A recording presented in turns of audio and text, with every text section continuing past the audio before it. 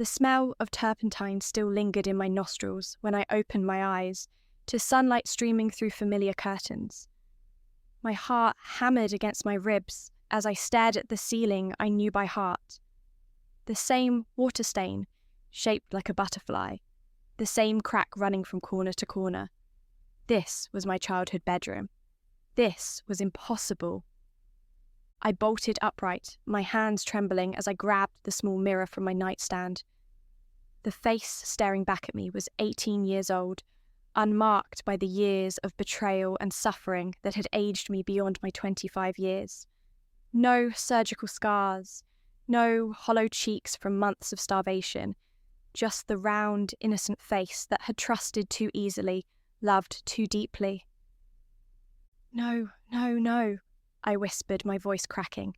But even as denial poured from my lips, memories flooded back with crystal clarity. The gallery opening where Victoria had smiled so sweetly, while announcing that my paintings were actually her work. The forged signatures. The stolen sketches from my private journal. The way she had turned our parents against me, painting me as a jealous, unstable sister who couldn't accept her talent. And then the final betrayal. The night she had mixed those pills into my tea, her eyes cold as winter as she watched me collapse. "I'm sorry, Helena," she had whispered as darkness claimed me. "But I can't let you expose the truth now. I've worked too hard for this life." I had died believing I was the failure, the disappointment, the sister who couldn't measure up to Victoria's brilliance. But now I knew better. Now I remembered everything. My phone buzzed on the nightstand, an ancient model I hadn't seen in years. The date made my blood freeze. March 15th, 2019, exactly 7 years before my death. 7 years before Victoria would steal everything from me and leave me to die in that cold hospital room, alone and forgotten. But this time would be different. "Helena, breakfast!" Mum's voice drifted up the stairs, warm and loving in a way I hadn't heard in years. During my final months, she had barely spoken to me, convinced by Victoria's lies that I was nothing but a burden on the family. I slipped into my robe and padded downstairs, each step measured and careful. The kitchen smelled like vanilla and cinnamon, Mum's famous French toast recipe that she had stopped making after Victoria complained it was too fattening for an artist's figure.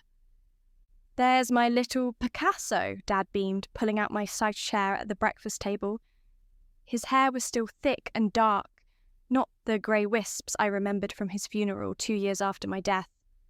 Victoria had convinced him that my accusations about her theft were delusions brought on by mental illness. The stress had given him a heart attack at 52. Victoria sat across from me, 18 years old and already beautiful in that sharp, predatory way that would serve her so well in the art world. Her honey blonde hair fell in perfect waves over her shoulders, and her blue eyes sparkled with what everyone mistook for innocence. Only I could see the calculation behind that sweet smile. "Good morning, sister dear," she said, reaching across the table to squeeze my hand. Her touch made my skin crawl, but I forced myself to squeeze back. "Morning, Vic," I replied, my voice steady despite the rage burning in my chest. She tilted her head, studying me with those sharp eyes. "You look different today, more mature, somehow." I shrugged, cutting into my French toast. "Maybe I'm just growing up." "Well, don't grow up too fast," Mum laughed, ruffling my hair. "I need my baby girl to stay sweet and innocent just a little longer." Sweet and innocent. If only they knew what their sweet Victoria had done, what she was planning to do. But they would learn soon enough. "Actually," I said carefully, "I've been thinking about my art lately." Victoria's fork paused halfway to her mouth. "Oh? What about it?" "I think I might want to take a break from painting for a while." The kitchen fell silent. Dad's coffee cup clinked against his saucer. Mum's eyes widened in shock. But Victoria's reaction was the one I was watching for. Her knuckles went white as she gripped her fork, and something dark flashed across her features before she masked it with concern. "A break?" Dad frowned. "But, honey, you're so talented. The gallery owner said your portfolio was the most promising he'd seen from someone your age."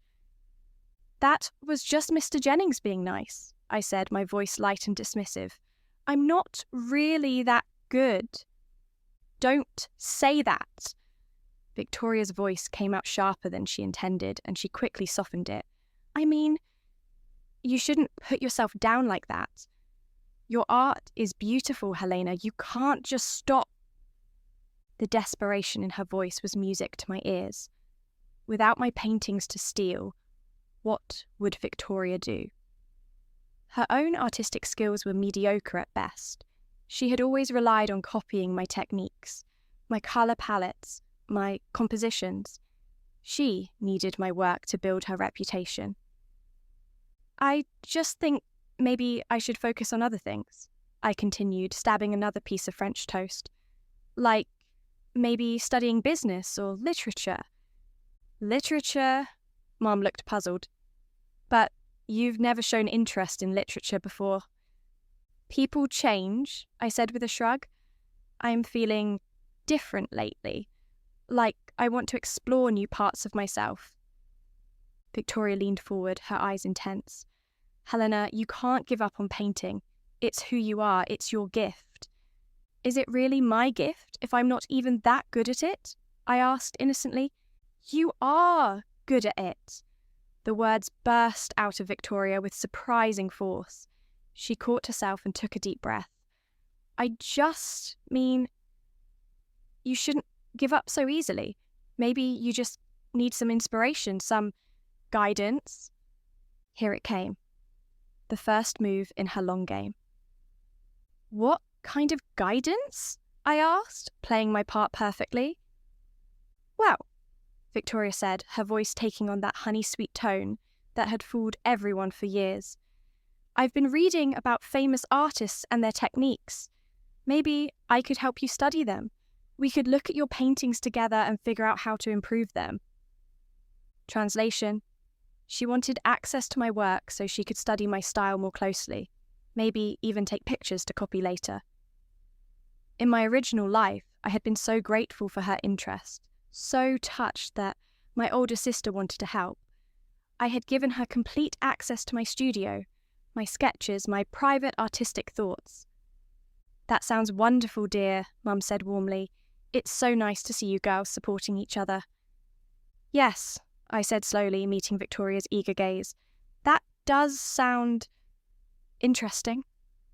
Relief flooded Victoria's features, and she reached across the table to squeeze my hand again. This time, her grip was possessive, almost triumphant. "We'll start tonight," she said firmly. "I'll come to your studio after dinner and we can go through everything together." I nodded, my expression perfectly trusting and grateful. Inside, my soul blazed with cold fire. Yes, let her come to my studio. Let her see what I had planned for her. After breakfast, I climbed the stairs to my art room, the converted attic space that had been my sanctuary, my escape, my prison. Canvases lined the walls, displaying the work of 7 years, landscapes that captured light like liquid gold, portraits that seemed to breathe with life, abstract pieces that poured my soul onto canvas in ways that words could never express. All of it was good. No, it was brilliant. I had been a prodigy, a natural talent that comes along once in a generation, and Victoria had stolen it all, claimed it as her own, built a career on my genius while I rotted away in obscurity and madness. I walked to my easel, where a half-finished painting of our garden waited for completion. In my original life, this piece had become one of Victoria's most famous works, selling at auction for $50,000 after my death. I picked up my palette knife and scraped away the wet paint, watching the colours blur together into muddy brown. The destruction felt good. Cleansing. Then I reached for the matches in my art supply drawer. "Time to send my dear sister a message," I whispered to the empty room. The first match flared to life, casting dancing shadows on the walls. I held it close to the canvas, watching the flames lick at the edges of my work. The paint caught fire slowly, filling the air with the acrid smell of burning oils and turpentine. As the flames consumed my painting, I smiled. Victoria thought she needed my art to succeed. She thought she could manipulate me like she had before, steal my work piece by piece until there was nothing left of me but an empty shell. But I had something she didn't know about, the knowledge of exactly how her treachery would unfold. And I intended to use that knowledge to destroy her world, piece by piece, just as she had destroyed mine. The canvas crumbled to ash, and I struck another match. The smoke alarm shrieked through the house like a banshee's wail. I calmly opened my studio windows, watching the grey wisps curl into the afternoon air as footsteps thundered up the stairs. Victoria burst through my door first, her face flushed with panic, followed closely by our parents. "What happened? Are you hurt?" Mum rushed to my side, checking me for burns while Dad frantically waved a dish towel at the smoke detector. "I'm fine," I said softly, stepping back from the easel where nothing remained but charred wood and melted metal. "I was just cleaning up some old work." Victoria's eyes darted between me and the destroyed canvas, her mouth opening and closing like a fish gasping for air. You burned your garden painting." "It wasn't very good," I replied with a slight shrug. "I decided it was taking up space." "Taking up space?" Victoria's voice cracked on the last word. She moved closer to the easel, staring at the ashes with the horror of someone watching their fortune disappear. "Helena, that painting was beautiful. You worked on it for weeks." "Did I?" I tilted my head, feigning confusion. "I honestly can't remember what was so special about it." The colour drained from Victoria's face. In my previous life, she had photographed that garden painting from every angle, studying my brushwork and colour mixing techniques for months. It had been the foundation piece for her stolen portfolio, the work that had caught Mr. Jennings' attention at the gallery. Dad finally silenced the alarm, and an eerie quiet settled over the studio. Mum picked up my palette knife, examining the paint residue with concern. "Sweetheart, maybe you should talk to someone about these feelings," she said gently. "It's not healthy to destroy your own work." "I'm not destroying anything valuable," I insisted. "I'm just being realistic about my abilities." Victoria grabbed my shoulders, her fingers digging into my skin with desperate strength. "Listen to me, Helena. You're having some kind of breakdown, but this isn't the answer. Your art matters. It matters more than you know. More than I know." If only she realised how perfectly accurate those words were. "I appreciate your concern," I said, gently removing her hands from my shoulders. "But I've made up my mind. I'm done with painting." "You can't be done." The words exploded from Victoria's lips with such violence that our parents stepped back in shock. She caught herself immediately, forcing her voice back to that soothing tone she had perfected over the years. "I mean, you're just going through a rough patch. Every artist has moments of doubt." "I'm not an artist," I said firmly. "I'm just someone who dabbles with colours and brushes. There's a difference." Victoria's eye twitched, a tiny tell that I remembered from our childhood whenever she was caught in a lie. She was losing control of the narrative, and she knew it. "Maybe we should give Helena some space," Dad suggested, wrapping an arm around Mum's shoulders. "She's clearly processing something difficult." "No." Victoria's objection came out too sharp, too desperate. She quickly softened her expression. "I mean, I promised to help her tonight. We were going to review her portfolio together, remember?" I smiled sweetly at her. "Actually, I don't think I need help anymore. I've decided to pack away all my art supplies." The silence that followed was deafening. Victoria stared at me like I had announced my intention to commit murder, which, in a way, I had. I was murdering her future, her stolen dreams, her carefully laid plans. "Pack them away," Mum echoed. "But honey, your art supplies are so expensive, And you have that scholarship interview next month. My heart clenched. The scholarship interview. In my original timeline, I had won a full ride to the prestigious Whitmore Art Institute. Victoria had been so proud, so supportive, right up until she convinced the admissions board that my portfolio contained plagiarised work. She had submitted evidence that I had copied famous paintings, destroyed my reputation before my career could even begin. "I'm withdrawing my application," I announced. The room exploded into chaos. Dad sputtered objections while Mum launched into a lecture about wasted opportunities. But Victoria's reaction was the only one that mattered. She stood frozen in the centre of the storm, her face cycling through expressions of shock, rage, and barely concealed panic. "You can't withdraw," she whispered, her voice barely audible above our parents' protests. "That scholarship is your future." "No," I said calmly, "it's not my future. It's someone else's." Victoria's pupils dilated. She understood exactly what I meant, even if she couldn't comprehend how I knew. After our parents finally retreated downstairs, muttering about teenage phases and artistic temperaments, Victoria closed my studio door with deliberate care. When she turned back to face me, the mask had slipped completely. The sweet, caring sister was gone, replaced by something cold and calculating. "What game are you playing?" she asked quietly. "I'm not playing anything," I replied, beginning to gather my brushes into a box. "I told you, I'm done with art." "You're lying." She moved closer, her voice taking on a dangerous edge. "Something has changed about you. You're different." "People grow up, Victoria. They realise when they're not cut out for something. You were cut out for it." The words burst from her like a confession. "You're more talented than most people will ever be. Than she would ever be." The truth hung between us, unspoken but understood. I continued packing, placing each brush in the box with ceremonial care. Talent isn't everything. Some people are born to create, others are born to appreciate creation from a distance. Victoria watched me pack with the intensity of a hawk watching its prey escape. Every brush, every tube of paint, every charcoal pencil that disappeared into boxes was another nail in the coffin of her dreams. "I could help you," she said suddenly, her voice taking on a pleading quality I had never heard before. "I could buy you new supplies, better ones, professional grade materials that would inspire you to..." "To what?" I interrupted, meeting her desperate gaze.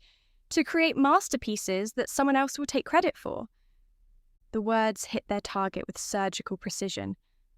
Victoria's face went white, then flushed red with barely suppressed rage. "What did you just say?" "Nothing," I said innocently, closing the lid on a box of paints. "Just that real artists need to be protective of their work. Too many people in this world are ready to steal credit from others." Victoria's hands clenched into fists at her sides. "You're being paranoid." "Am I?" I picked up a canvas, one of my abstract pieces that would have become Victoria's breakthrough work in the contemporary art scene. Without ceremony, I ripped it in half. Victoria lunged forward as if to stop me, but it was too late. The canvas tore with a satisfying rip, paint flakes scattering across the floor like confetti at a funeral. "Stop," she whispered, her voice breaking. "Please, Helena, just stop." "I'm done stopping," I said quietly, reaching for another canvas. "I'm done creating things that will only cause me pain." As I methodically destroyed piece after piece of my work, Victoria sank into my studio chair like a deflated balloon. Her carefully constructed future was crumbling before her eyes, and she was powerless to stop it. "What do you want?" she finally asked, her voice hollow with defeat. I paused in my destruction, a half-torn landscape hanging from my hands. "I want peace. I want to find out who I am when I'm not constantly creating things for other people to judge and criticise and appropriate." Victoria flinched at that last word like I had slapped her. "And What am I supposed to do? She whispered. I let the torn canvas fall to the floor and smiled. Not the sweet, innocent smile of the sister she had manipulated, but something sharper, more knowing. I suppose you'll have to find your own path, Victoria, just like I'm finding mine. The look of pure terror that crossed her features was worth 7 years of suffering. The next morning, I woke to the sound of Victoria's voice drifting through my bedroom wall. She was on the phone, her tone artificially bright but strained, with barely contained hysteria. Yes, Mr. Jennings, I understand your concern about the portfolio review. No, she's just going through a temporary creative block. Of course, her work will be ready for the exhibition. I smiled into my pillow. In my previous life, Victoria had convinced Mr. Jennings to feature my work in his spring showcase, work she planned to claim as her own after my tragic accident. But without new pieces to steal, she was scrambling to maintain the facade. I padded to my studio, where yesterday's destruction greeted me like an old friend. Torn canvases lay scattered across the floor like the remnants of Victoria's dreams. The smell of burned paint still lingered in the air, acrid and final. The door creaked behind me, and Victoria appeared with a breakfast tray, fresh strawberries, my favourite orange juice, and homemade blueberry muffins still warm from the oven. I thought you might be hungry, she said with forced cheerfulness, stepping carefully around the art debris. In my original timeline, Victoria had never once brought me breakfast. She had barely acknowledged my existence unless she needed something. Now, with her future hanging by a thread, I had become the most important person in her world. That's very thoughtful, I said, accepting the tray while making no move to clear a space for it among the destruction. Victoria's eyes swept over the torn canvases with barely concealed anguish. I was thinking, maybe we could salvage some of these pieces? With proper restoration techniques, some of them might be... No. The word cut through her hopeful rambling like a blade. They're exactly where they belong. She flinched as if I had struck her. Helena, please, I know you're upset about something, but destroying your gift isn't the answer. My gift? I laughed, the sound hollow and bitter. What gift is that exactly, Victoria? Your talent, she burst out. Your incredible, natural ability to capture light and emotion and everything beautiful in this world. The irony was exquisite. She was praising abilities she had planned to steal, mourning the loss of a talent she had never possessed. Maybe that talent was never really mine to begin with, I mused, setting the breakfast tray on my windowsill. Maybe I was just borrowing it temporarily. Victoria's face went ashen. What do you mean? I mean, maybe I was meant to be the vessel, not the creator. Maybe my role was always to channel something greater, and now that purpose has been fulfilled. That's not... You don't understand art if you think... Victoria caught herself, realising she was about to reveal more knowledge than a supportive sister should possess. I raised an eyebrow. I don't understand art. I didn't mean that, she backtracked quickly. I just meant that every artist goes through periods of doubt. It doesn't mean you should abandon everything you've worked for. Everything I've worked for. I repeated her words slowly, watching her squirm. Tell me, Victoria, what exactly have I worked for? What do you think my art was meant to accomplish? She opened and closed her mouth several times before managing to speak. Recognition, success, a place in the art world where your voice could be heard. And if someone else's voice was heard instead, if my work ended up attached to another name, another face, would that still fulfill its purpose? The question hit Victoria like a physical blow. Her hands trembled as she gripped the back of my chair for support. Why would you even think something like that? She whispered. Because that's what happens to naive artists, isn't it? They create beautiful things, and cleverer people take credit for them. It's a tale as old as time. Victoria's breathing became rapid and shallow. Helena, you're scaring me. These thoughts aren't normal. Maybe we should call Dr. Patterson, have him prescribe something to help with the anxiety. I'm not anxious, I said calmly. I'm liberated. For the first time in years, I see clearly. See what clearly? I turned to face her fully, letting her see the knowledge burning in my eyes. I see who people really are when they think no one is watching. Victoria stumbled backward as if I had shoved her. The breakfast tray crashed to the floor, orange juice spreading across the hardwood like spilled blood. I need to call Mom, she said frantically, backing toward the door. You need help, Helena. Professional help. Do I? I stepped closer, and she pressed herself against the doorframe. Or do I just need to stay away from people who would hurt me? I would never hurt you. The words came out as a shriek. You're my sister. Family can hurt each other in ways strangers never could, I said softly.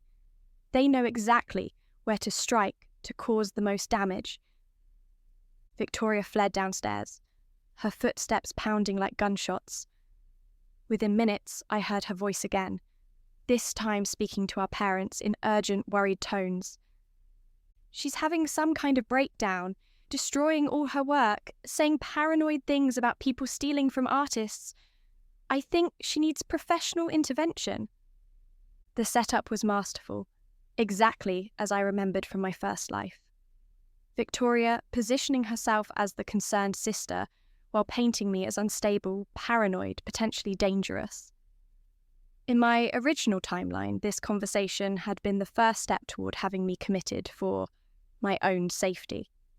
But this time, I was ready. I walked downstairs to find our parents sitting at the kitchen table with Victoria, their faces creased with worry. The moment I appeared, their conversation stopped abruptly. There's my girl, Dad said with forced cheer. Victoria tells us you're having some difficult thoughts about your arts. I'm having clear thoughts for the first time in years, I corrected gently. Mum reached out to take my hand.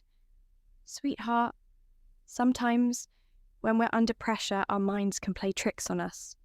Victoria mentioned you said something about people stealing from artists. Did I? I glanced at Victoria, whose face had gone pale. I was probably just thinking about art history. You know how many famous works were attributed to the wrong people over the centuries. Relief flickered across Victoria's features, but I wasn't finished. Of course, that usually happened after the real artist died, I continued conversationally. It's much harder to steal credit from living artists. They tend to fight back. Victoria's coffee cup rattled against its saucer. That's a very mature observation, Dad said carefully. But Victoria is worried that you might be applying these historical concerns to your personal situation inappropriately. Oh, I would never do that, I said with perfect innocence. I trust the people in my life completely. Why would I worry about theft when I'm surrounded by people who love me? The words were honey-sweet poison, and Victoria knew it. She excused herself to use the bathroom, and I heard her retching behind the closed door. When she returned, her face was green around the edges, but her voice was steady. I've been thinking, she announced. Maybe Helena's right about taking a break from art. Sometimes we need distance to appreciate what we have. Our parents looked surprised, but I just smiled. How thoughtful of you to support my decision, I said warmly. Of course I support you, Victoria replied through gritted teeth. I just want you to be happy. I am happy, I assured her. Happier than I've been in longer than you might imagine. Victoria's eye twitched again, and I knew she was beginning to understand that this was no temporary breakdown or artistic crisis. This was war, and she was losing. After our parents left for work, Victoria cornered me in the living room, her mask finally slipping completely. I know what you're doing, she hissed. What am I doing? You're punishing me for something I haven't even done. Haven't you? I asked quietly. The question hung between us like a loaded gun. Victoria's face cycled through a dozen expressions before settling on cold calculation. I don't know what kind of game you think you're playing, she said slowly, but you're making a mistake. You need me more than you realize. Do I? Yes, she said with growing confidence. Because without your art, what are you? Just another ordinary girl with ordinary dreams. But with my guidance, my connections, my knowledge of the art world, you could be extraordinary. The offer was exactly what I had expected. In my original life, this conversation had taken place much later, after Victoria had already established herself using my work. Now, desperate and exposed, she was revealing her hand too early. Your knowledge of the art world? I repeated. She now nodded eagerly. I've been studying, learning, making contacts. I know which galleries matter, which critics have influence, which collectors have real money. I can open doors for you that you'd never find on your own. And in return, partnership, she said quickly. True partnership. We'd share everything, credit, success, recognition, equal partners in building something magnificent. I pretended to consider her offer while inside. My soul sang with vindication. She was offering to steal my work openly now, to make me complicit in my own destruction. That sounds interesting, I said slowly. Hope bloomed in Victoria's eyes like a poisonous flower. But I think I'll decline, I finished. The hope died instantly, replaced by something much darker. You'll regret this, Victoria whispered. Will I? I smiled at her, the same cold, knowing smile that had terrified her yesterday. I don't think so. I think I'm going to be very, very happy with my decision. As I walked away, leaving Victoria standing alone in our family's living room, I could feel her staring at my back with pure hatred. Perfect. Let her hate me. Hatred would make her careless, desperate, prone to mistakes, and I was counting on those mistakes to destroy her completely. 3 days passed in deceptive calm. Victoria barely spoke to me, her eyes following my movements like a predator tracking wounded prey. She spent hours on the phone with Mr. Jennings, her voice growing more shrill with each conversation as she promised artwork that no longer existed. On the 4th morning, I found her in my studio at dawn, frantically attempting to piece together the torn canvases with tape and glue. Her hands were covered in paint as she tried to recreate my brushstrokes, her technique clumsy and amateur compared to the original work. Having trouble? I asked from the doorway. She spun around, paint-stained fingers clutching a reconstructed fragment of my sunset landscape. I was just trying to help restore what you destroyed. For your own good. My own good. I stepped into the room, surveying her pathetic attempts at restoration. Or yours. Victoria's composure finally shattered completely. She hurled the canvas fragment at the wall, tears streaming down her face as years of suppressed jealousy erupted. Yes, mine, she screamed. Everything I've worked for, everything I've planned. You're destroying it all because of some stupid artistic crisis. What exactly have you worked for, Victoria? I asked calmly, pulling out my phone. Tell me about all your hard work. I've studied every technique, memorized every color combination, practiced your style until my fingers bled. The words poured out of her like poison from a wound. I know your art better than you do. I've earned the right to... She stopped abruptly, realizing what she had almost confessed. To what? I pressed, my finger hovering over the record button. Victoria's eyes darted to my phone, then back to my face. Something cold and calculating settled over her features, the look I remembered from my final moments in that hospital bed. You're recording this, she said quietly. Am I? She lunged forward, trying to grab my phone, but I stepped aside easily. Years of death had taught me to anticipate her movements. Give me that phone, Helena. No! Her face twisted with rage. You think you're so clever, don't you? Playing your little games, trying to make me look unstable. But I know what you really are. A mediocre artist who got lucky with natural talent you're too stupid to appreciate. Keep talking, I encouraged. This is very enlightening. You want the truth? Victoria's voice rose to a shriek. The truth is that you've never understood what real art requires. Ambition, vision, the willingness to do whatever it takes to succeed. You just paint pretty pictures and expect the world to recognize your genius. Unlike you, who recognizes genius and takes it for yourself. I don't take anything, she snarled. I improve it. I give it the presentation it deserves, the platform it needs to reach its full potential. You would have wasted your talent in obscurity. The confession hung in the air between us, crystal clear and damning. So you admit you plan to steal my work and present it as your own?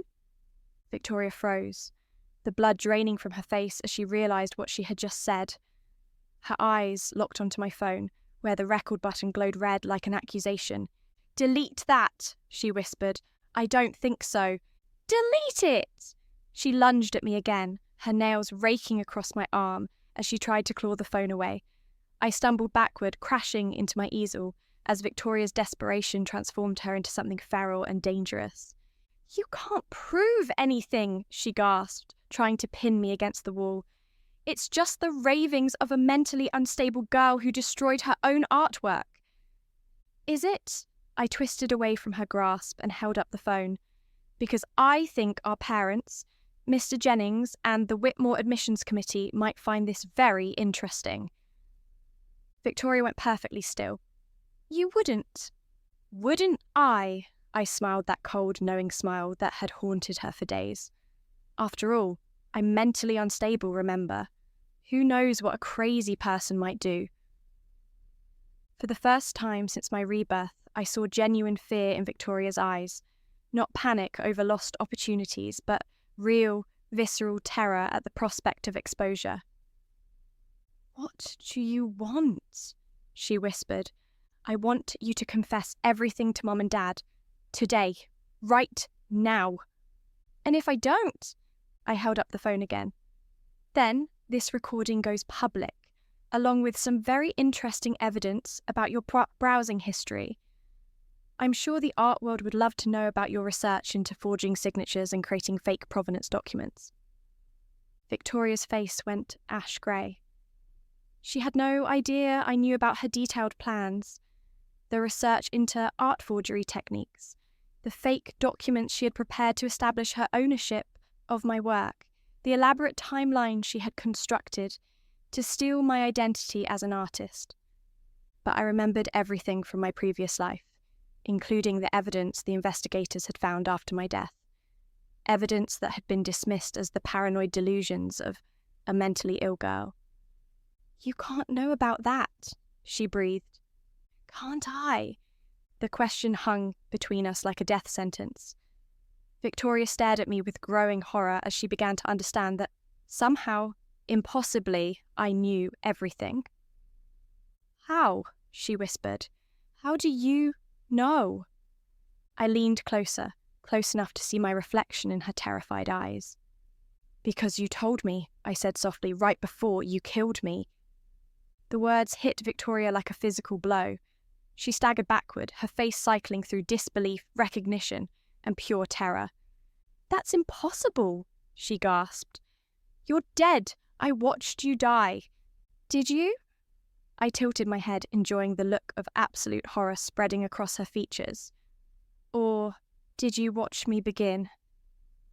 Victoria's legs gave out, and she collapsed to the floor among the fragments of my destroyed artwork. Her hands shook as she stared up at me with the dawning realization that her victim had returned from the grave. Please, she whispered, the word barely audible. Please, I never meant... I was going to share the credit eventually. I just needed a head start. Were you? I crouched down beside her, my voice gentle as a lullaby. The way you shared credit when you mixed those pills into my tea. When you held my hand while I died, whispering about how sorry you were that I couldn't accept your superior talent. Victoria began to sob, great heaving gasps that shook her entire body. The confident predator had become a broken child, faced with consequences she had never imagined possible. "I'm sorry," she wept. "I'm so sorry, Helena. I never wanted to hurt you. I needed... You needed to be me," I finished quietly. "But you never could be. Not in this life or any other." I stood up, looking down at my sister as she curled into a ball among the ruins of her stolen dreams. "Mom and Dad will be home in an hour," I said conversationally. "I suggest you decide how you want to tell them the truth, because one way or another, they're going to hear it." As I walked toward the door, Victoria's broken voice followed me. "What happens now?" I paused at the threshold, considering her question. In my previous life, she had won everything. My art, my recognition, my future, my life. She had built a successful career on my stolen talent, while I rotted in an unmarked grave. But now, with my art destroyed and her confession recorded, she had nothing. No stolen paintings to claim, no forged documents to rely on, no innocent victim to manipulate. She was exactly what she had always been beneath the pretty facade.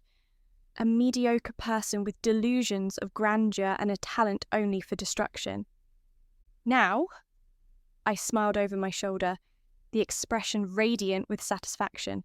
Now, you get to find out who Victoria really is when she doesn't have Helena's life to steal. I'm curious to see how that works out for you. I left her there among the ashes of her ambitions and walked downstairs to wait for our parents. The recording was already uploaded to cloud storage, and copies were scheduled to be sent to every relevant party if I failed to check in within 24 hours. 7 years of stolen life had taught me to plan for every contingency. As I sat in the morning sunlight streaming through our kitchen window, I felt something I hadn't experienced since my rebirth. Peace. The hollow ache that had driven me through death and back to life was finally gone, replaced by the warm satisfaction of perfect justice. Victoria would live, but she would live with the truth of what she was. A thief whose victim had returned to reclaim everything stolen. And I would live too, finally free to discover who Helena could become when she wasn't busy being someone else's prey. The sound of Victoria's confession echoed from upstairs as our parents' car pulled into the driveway. Justice, I reflected, was the most beautiful art of all.